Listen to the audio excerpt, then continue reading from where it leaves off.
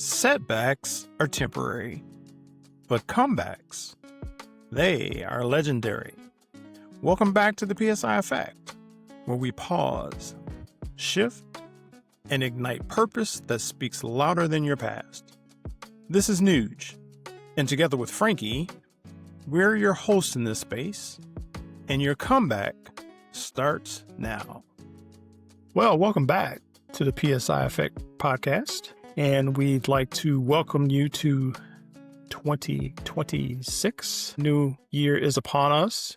And I'm sure there's a lot of exciting memories that people have created coming into the new year, and certainly have anticipation about what you want to do and what you want to accomplish and what kind of fun you want to have in this new year. And I know we have our own ideas of things that we would like to do in 2026. But before we get into all of that kind of stuff, just want to say, Franky, Happy New Year. Happy New Year to you. Happy New Year to our audience. What's going on, sir? Happy New Year, Neug. It's good to be back in the space. We had a little bit of a hiatus for the holidays, but we've been busy, and I'm sure our listeners will appreciate that over time, some of the things we've been working on and we have in store for them. But it's always good to cross over into a new year, to have another opportunity to try to get it right. You know, we always have these plans and whatnot, and sometimes we achieve them, sometimes we don't. And that's just good data for us to adjust, and always like starting fresh in the new year. Yeah, it's pretty exciting. There's always something that, some things that you think about, going into a new space, and 2026 definitely is a new space. But yeah, so we had a really good 2025, I would say. Absolutely. Did a lot of fun and exciting things on this podcast, and we've got quite a number of people that have been following us, so that's awesome and outstanding. We appreciate that. And any words of wisdom that you want to give us going into this new year, sir? How much time do we have? That's my favorite question to ask you. How much time do we have for sharing these? I don't know if I got plenty of words. I don't know if they're words of wisdom, but plenty of words. But in all seriousness, though, it's interesting because I don't know what it is about the beginning of the year that makes people want to go into that introspective mode. And even before we introduced this notion of, pause, shift, and ignite to the world, this was something that people were doing all the time. They would, cross into a new year, take a moment to kind of reflect, think about where you've been, and then, pause, doing that pause, then shifting the mindset like, okay, I have new goals, new ideas, a new version of myself that I want to be. It's interesting, though, that it seems that it's relegated to just the top of the year. What is it that keeps us from doing this type of activity at any moment? Why wait for New Year's for us to engage in this activity? I was just thinking about that, Franky. I was thinking, like, why don't we do this in, I don't know, May, June, July? Why don't we do it maybe, say, on our birthdays? Right. Why is it the top of the year? I don't know. For me, I have a couple of ideas. Part of it, or one of the large things, I think it's kind of like a bandwagon mentality to a certain degree. We know a lot of other people are doing the same sort of thing. So it's a bit of a bandwagon mentality. I drive past a gym every day when I go to work, and you best believe at the top of the year, that gym parking lot is absolutely swarming and overflowing every morning. But guess what? Come February, it's going to be back to business as usual. Things are going to drop off because people have made those changes and they haven't been able to stick with them. And, we'll get into all that later in the conversation. But I think the bandwagon mentality is part of it. Maybe there's something about turning the page, actually flipping to a new calendar year. Maybe it's something refreshing. You're turning a new page in life. But that kind of ties back to what you mentioned about a birthday. Why not do it with a birthday? So, yeah, it just seems like you could make a personal decision to, start something new or to make some changes in your life at any point in time in the year. But there's this significance for the new year, and maybe it's just the new year. right. is what it's all about. But I remember, growing up, our parents would always talk about resolutions, and of course in school they would talk about resolutions, to teachers and so forth. And so, I mean, this thing has been around for as long as I can remember. And so, I just wonder, what was the mentality, what was the philosophy behind why the new year, that we take this time to have that type of introspection and reflection. Man, we must be brothers from another mother. I was thinking about the same thing and did a little research on the history because I was curious. It's like, all right, well, like you, ever since I can remember, this notion of making resolutions has been around. And I got curious about where it actually started. So I did a little bit of digging and came up with some interesting facts about where this idea of New Year's resolutions kind of started. It actually started about 4,000 years ago with the ancient Really? yeah, 4,000 years ago with the ancient Babylonians. We're talking biblical groups of people, right? And what they would do is that they would make promises and sacrifices to their gods in exchange for a prosperous year. So 4,000 years Huh. ago, Babylonians making sacrifices to their gods in exchange for a prosperous year. Fast forward a little bit. Oh, go ahead. No, I was going to say, I mean, Babylon. I mean, wow, that's quite a time. But um, yeah, keep going, because it makes sense. If you want to have a prosperous year, at least back in that time, to make a commitment, a sacrifice, or what have you, so that you could have a new year. I guess I can understand that when you think about, biblical times and the sacrifices that people made during that time. So enlighten us further there, brother. Well, this next little segment really got my mind all twisted up. So, after the Babylonians, we fast forward a little bit, and this notion of New Year's resolutions got picked up by the Roman Empire. And, the Roman Empire, people say, oh, it's one of the biggest and greatest empires in the world, and they had a lot of influence on a lot of things that are still in place today. But the Roman Empire picked it up, and this manifested for them in the worship of their god named Janus, Janus. Now, this particular god, Janus, was unique to the Roman pantheon of gods because the Roman gods and the Greek gods, they were kind of one and the same. They just had different names. But this god Janus was unique to the Romans. And for the Romans, this god Janus was the god of transitions, doorways, and new beginnings. Huh. So you might pick up on the name. This is the thing that really got me. The month January is actually named after this god, Janus, Janus. Huh. So a lot of what we're doing in terms of, it's the new year, is actually because it's paying homage or making reference to an ancient Roman god named Janus that was the god of transitions and new beginnings. And what was interesting is that, the Romans would make promises of good behavior to the god Janus in exchange for having a good year. So they're saying, all right, we'll be good. We're making these promises to this god Janus for a new year. And when the god Janus was depicted, it had two faces. It was a person with two faces, one face looking to the future and another face looking to the past. And that just, And man, don't we do that sometimes?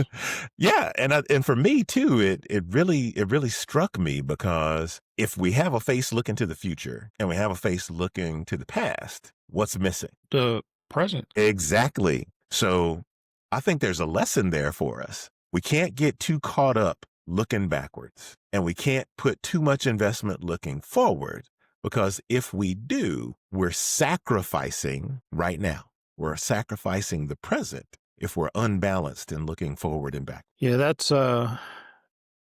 just made me think. You talk about looking forward and looking past. It just, makes me think of the Bible story about, Lot and his wife, and she turned around and looked back, and that was just a big mistake. And I think, oftentimes we focus on where we've come from, and we anticipate where we're going, And we do miss where we are. We miss the Mhm. present time, the present tense. And, it reminds me too of that saying, stop and smell the roses, or, take a minute and smell your coffee. Because the present time, when you really think about it, the present time is really all we have. Absolutely. Tomorrow's gone. Uh, the past is gone. Yesterday is gone. Tomorrow is not promised. So all we really have is right now. Right. And, some people may interpret that, well, if all I have is right now, what's the use in me making plans or setting goals and aspirations? Um, there's nothing wrong with planning. The saying that I like to kind of retort to folks that, one thing we do for sure, um, if we fail to plan, then we're actually planning to fail. We just have to do it in I, the right proportions. I agree with that wholeheartedly. You do have to have, just an outline, if you will, of where you would like to go or what you would like to accomplish. And, I don't want folks to think that I don't look to the future, but I think that sometimes where we get stuck is we dwell upon the future and forget about the present. So I Mhm. think that's kind of where I'm coming from that. I think it's certainly okay to think about the future and, even, have some dreams and aspirations of good things to come. But I think that you do have to give some measure of thought, some measure of energy to what's going on with you right now. Absolutely. Because you can't get where you want to be if you don't know where you are. So Perfectly put, sir. I digress. Back to the history here. So, we talked about the Romans, that whole thing with that Roman god Janus in the month of January. I learned something today Okay. when I learned about that. So Teach us. in the Middle Ages, fast forward to the Middle Ages, right after Christmas, there was a tradition that knights in armor would make what they call a peacock vow, right? Sometime after Christmas, they would make vows which were promises of chivalry and honor and loyalty, and would be focused on uh, bravery and trying to make themselves stand out to the people in power. I found it interesting that it was called a peacock vow. What does that make you think of when you say somebody's peacock vow? When I think of peacock, I think of just, showing off. Right? That's how the old folks used to talk about it, you're peacocking, you're showing off, strutting and exposing your feathers, if you will. They always reference somebody who was showing off. Yeah. And that's how it sat with me too. It's like, all right, well, these knights are making all these extravagant vows, but was there really any substance to it? And how much of that has leaked forward to today when people are making New Year's resolutions? How much of it is just for show? Well, that's a good point because, I also looked into a few things, and one of the things I looked at was I wanted to know what the top 10 uh, resolutions were, or what some of the top resolutions were. And I saw that, toward the top was weight loss and, you know, um, exercise. And then I also wanted to know, what were some of the resolutions that people quit first as they are on this journey of their New Year's resolutions. And surprisingly, or not surprisingly, at the top was weight loss and working out. Hmm. So, I think we have a propensity to, as you say, as you mentioned, to come up with all of these grand ideas of how we're going to change ourselves, change our situations, but then we sometimes fall short. And um from what I was looking at or what I was researching is pretty consistent in the working out and weight loss arena. That's one of the main consistent pieces that we seem to fail on. That and saving money. Those were the top. Those were toward the top. I gotcha. I gotcha. So, what do you think are the factors that contribute to a low success rate for, those types of resolutions? I think that people are, I think people get very comfortable where they are. And, to grow, you have to stretch, and stretching is not always comfortable. And so I think that that complacency that we put ourselves in, or that area where we live, I think that that's really what stops us. And I think we determine some, in a lot of cases, I think not accurately, but we determine that the change is more difficult than the complacency or the space that we're in. And I think that Mm, that holds a lot of us back from completing a New Year's resolution and, achieving some of those annual goals that we set for ourselves. yeah, I agree wholeheartedly. I think a lot of times we set our goals, and I'm guilty. I'll be the first to raise my hand. I am guilty of this too. I'll set a goal, but I don't have a plan of how to get there and how to achieve it. Or, I'll be trying to, speaking of that discomfort and embracing the discomfort to achieve the objective and getting out of our comfort zone. I'll try to rely on strict willpower and discipline to make me do it. And those are finite resources, rather than, trying to leverage some sort of system or, or better game plan to support, achieving the goal. Um, Sometimes, like I make the resolution for the wrong reason. It's like that peacock vow we talked about back in the Middle Ages, with the history of this. Make a resolution for the wrong reasons. It's not relevant to, my longer term goals or, or where I am in the present. All of those things have, because I failed at completing New Year's resolutions, and all those things were factors. Yeah, and that willpower, I don't know about you, Frankie, but it seems like the willpower was stronger in my early years. That willpower was a whole lot stronger than it is now. Yeah, it is definitely a finite resource. And you think about it too, the older we get, the more we get kind of settled into our ways, our habits, so to speak.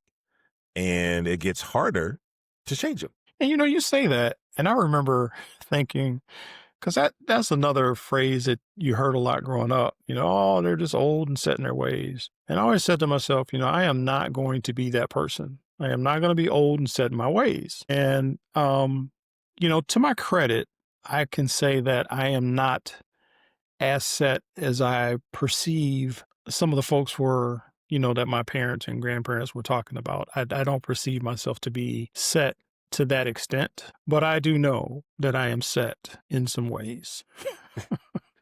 I have to admit that to myself, and I guess to everybody listening now, but I have to admit I am set in some ways. Well, the way I kind of view it is, as we navigate life, we're building up a repository of data from all of the different experiences that we have.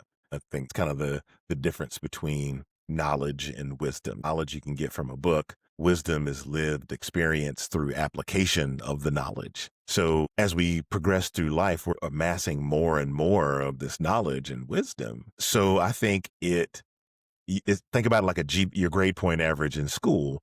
The more classes you have taken, the less impact the next class will have on your GPA. So, you could have a really good GPA and then mess up one class, pretty far down the road. But because you've taken so many classes, it doesn't move the needle as much. So when you've got more wisdom, more data, more life experience, the things you encounter just don't move the needle as much just because of the accumulation of life experience that you have. At least that's my take on it.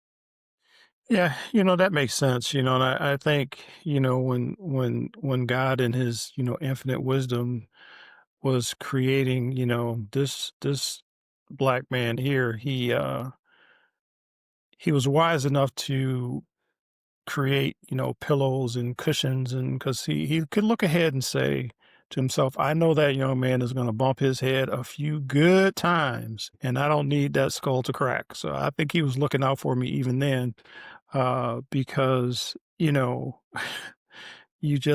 talk about that wisdom, and sometimes you gain that wisdom in difficult ways. Sure, you Right. can certainly read a book and get wisdom, in that fashion. But some of the wisdom that I've acquired came from just mistakes, uh, pitfalls that probably created myself. Oh, yes. um, and so that impact of that knowledge, that type of knowledge, that type of wisdom. Uh, there's a lot to be said for that, and there's a lot of folks who are listening to us right now who didn't learn from the books. They learn from the hard knocks. They learn from just everyday life. I think about our grandparents. My grandparents didn't go to advanced um, education, or they didn't go after advanced education, advanced degrees. But man, those people were incredibly wise. Absolutely. There's no substitute for life experience. For sure, for sure. Um, you know, I think we would be remiss if we didn't talk about some things that we challenged ourselves with in the past. One or two things that we may have struggled with, and there's some tools and tricks that you pick up along the way. You learn from other people. You learn from folks that you work with, and one of the things that I remember when I was working, and I may have shared this in a previous episode. One of the managers that I had, someone I reported to, taught me that the New Year's resolution stage of the year when you're planning should be a time when you look back over your achievements for the last year, and that's when you update your resume. You should update your resume every year.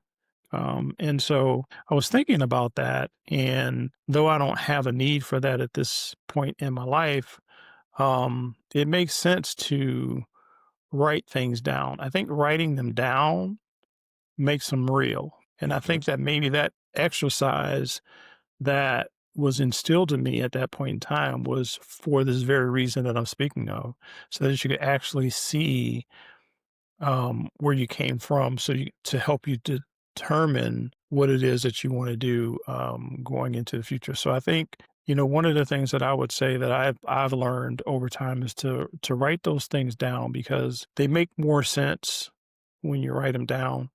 And I think that you can critique them better once you get the thought out of your head, because when you're thinking about it, you have all these distractions, right? Sometimes thoughts come and you have these distractions about, to change your focus on what you're doing. And I think if you write them down and then you can go back and read them, it's more impactful to help you with where you want to go. What do you think about that? Yeah, absolutely. I mean, if you could hear what goes on in my head at any given time, that would only reinforce what you just said about the distraction and the noise and the value of writing things down. It's you know, that's one small thing that we can do that could have significant impact for a lot of aspects of our lives, but specifically for our goals. Another thing that I think we struggle with sometimes when we're making resolutions or setting goals is that we're not supplying enough information. We're not being complete in our idea. And that makes me think about a strategy I picked up along the way. This notion of SMART goals. Of course, we want all our goals to be smart and intelligent and things like that, but I'm speaking SMART as an acronym, SMART. So a SMART goal is specific, measurable, attainable, relevant, and time bound. SMART. Specific, measurable, achievable, relevant, and time bound.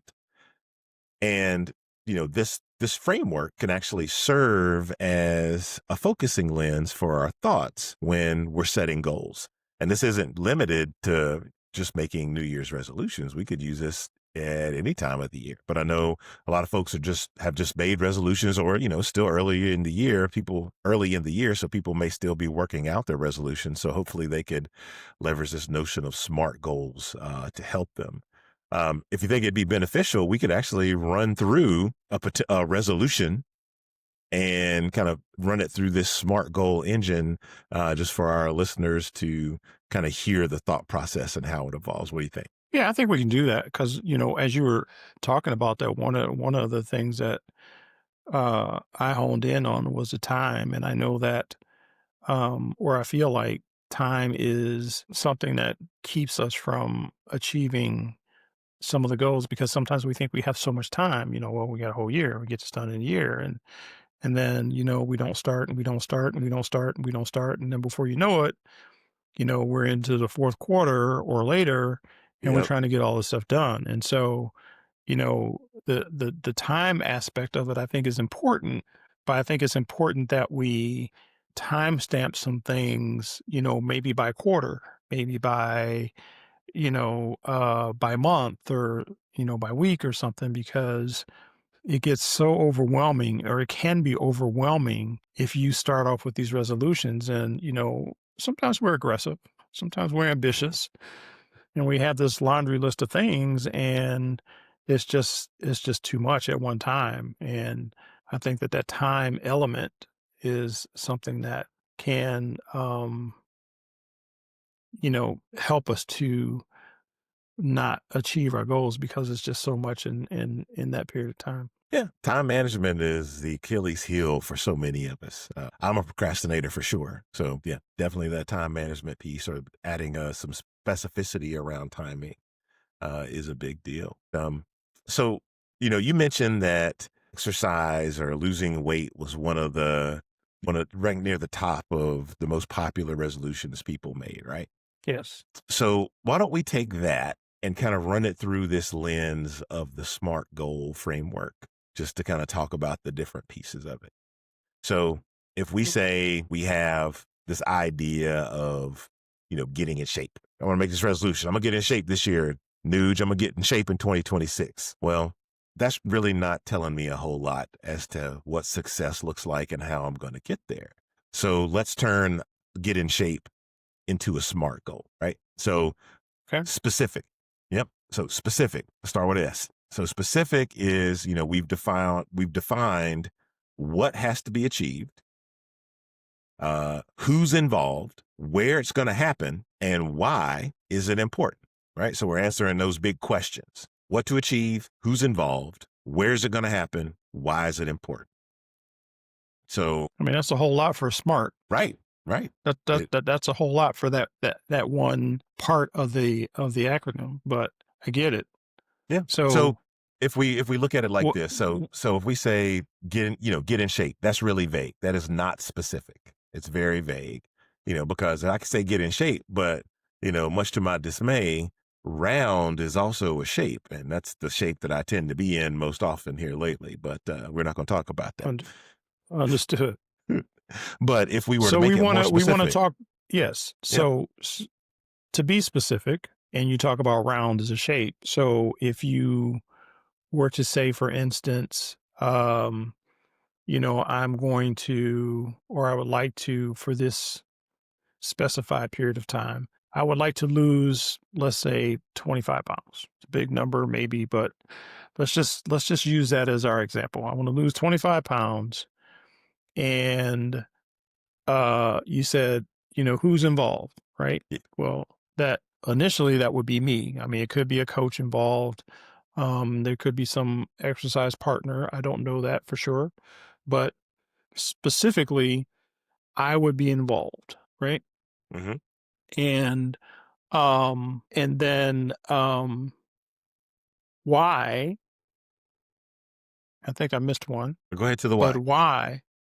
why? Why would be um so that I could be healthier, but not just healthier, but perhaps feel better about myself. That could be a why. Yeah, absolutely, absolutely. And And what the way I look at it is, and the one that you left out was where it's going to happen. So instead of just where? saying I'm gonna get in shape, to be specific from our SMART goal, I would say I'm going to go to the gym and work out 3 times each week to improve my cardiovascular health.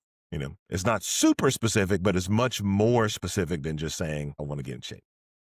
Oh yeah, absolutely. And I think that too goes back to what I said about writing it down, because now, in a sense, you've made a commitment to yourself that this is what you're going to do. And this is, how you're going to go about achieving that. I think that makes perfect sense. Yeah. So shift gears to measurable. M in our SMART goals, measurable. So we want to be able to include specific criteria so that we can track our progress. How do we know that we're winning the game? We got to have something that we can measure to know that we're moving in the right direction. So something that is not really measurable would be to make a resolution that says, I'm going to lose weight. It's not measurable. Correct. That's not No. really measurable. How would you reframe that through the lens of making it a measurable statement? Well, I would say something to the effect that, I would need to weigh in I would never weigh in every day. That's just not who I Yeah, am. that's I not a think good that just practice anyway. discourages me. Right.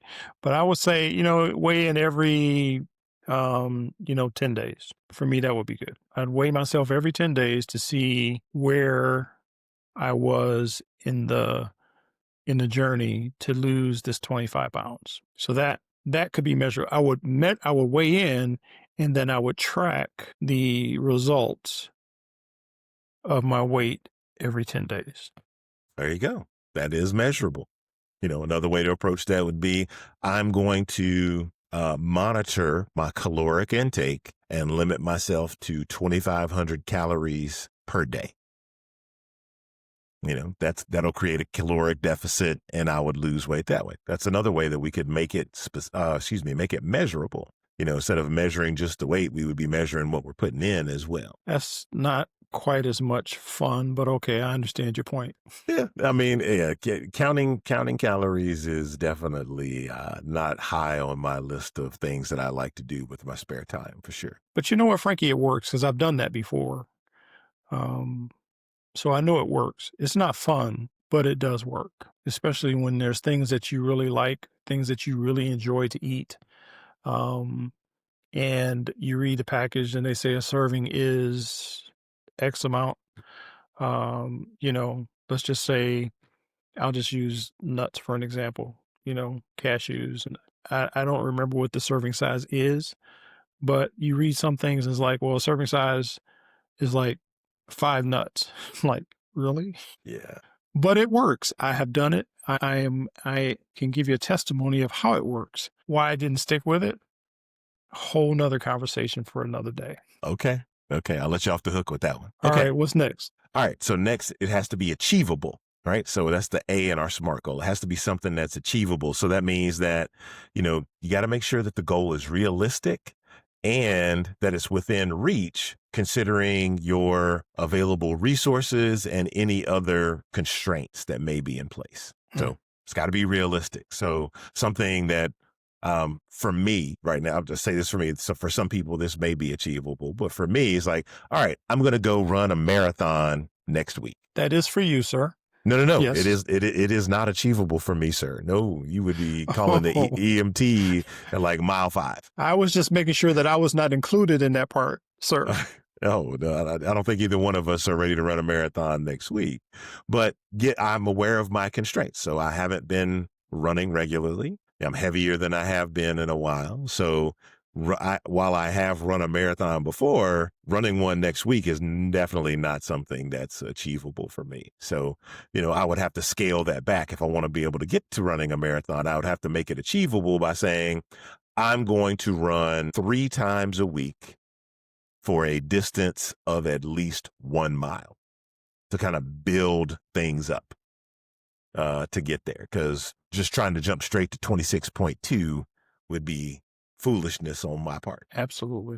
Yeah, at this point in my life, I wouldn't even try. But yes, achievable. And in the example that we're giving, I'm mobile enough, so I would say that 25-pound loss would be achievable. I have resources to where I could work out, and get myself in the mental space, get myself in the right headspace to do it. but I would definitely say that would be achievable. Yeah, absolutely.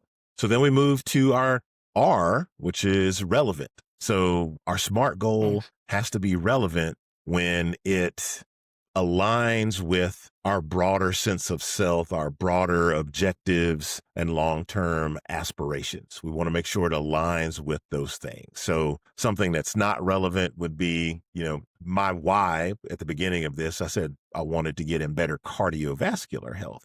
So something that's not relevant would be, I'm gonna go to the gym and I'm going to just lift weights and get swole. I'm gonna get dieseled up so I can look good at the beach, and that's all I'm gonna do at the gym. While that's getting in shape, that's not relevant to my longer term goal of cardiovascular health. Yeah, I'm gonna put on some muscle, but it's not really doing much for my cardiovascular. Absolutely. That makes sense. So if I wanted it to be relevant, I would have to say, I'm going to go to the gym. I'm going to get on the treadmill. I'm going to do, high intensity intervals and other things like that are very much cardio focused. So it has to be relevant to my long-term goals. Okay. Gotcha. And then lastly, the T, time bound. We talked about that kind of at the top of it. We need to make sure that we set a specific deadline or timeline for things to happen. If it's not time bound, I could say, I'm going to go to the gym 12 times per month. Well, that's not really time bound. You say a month, but it's not really giving you specific timing. A better way to say it, to make it time bound, would be, I'm going to go to the gym Monday, Wednesday, and Friday at 6 p.m. for the next 4 weeks. So we get really specific about when it's going to happen and when those deliverables need to come into play. It's funny. I heard somebody talking about they were on this new running program. It says, I'm supposed to run for an hour each day. And if I don't, I have to add that hour to the next day's run. And and the person said, so tomorrow I've got to go run for 45 hours because she kept procrastinating and procrastinating and procrastinating. So it just keeps adding up. So I got to get next run I got to do is got to be a 45-hour run. So if we're not being time bound with it, we're going to let ourselves slip. So that's the SMART framework: specific, measurable, achievable, relevant, time bound. And that can help us to not only achieve our resolutions, but any of our goals that we need to set for ourselves. Yeah, I think that's a good acronym, and I'm sure I will use that. I do think that for our audience, as I mentioned earlier, getting in the right headspace, because you got to have a certain level of commitment to yourself to get there. I think, as the example that you gave, this person her next run had to be 45 hours, which is completely unachievable. Right. But I think that you just got to be in the right headspace, and it doesn't matter whether it's working out or if you decide you're going to read more, or you decide you're going to whatever it is. You have to get yourself in that headspace to do it and make that commitment. And that also takes me back to writing those things down, because I think they become more real when you write them down and keep them, present, so that you can read through them and keep yourself accountable to yourself. Um, and if you're not that type of person, get a buddy, get a workout buddy, somebody that is going to help you stay focused and help you keep that commitment, because they're committed to the same goal. I think that could be helpful as well. Yeah. And that's not just limited to, a workout buddy. I like to call it, for any of our objectives, an accountability partner, somebody that knows what you're trying to achieve and is willing to help hold you accountable in achieving those objectives. So accountability partners are priceless. Absolutely.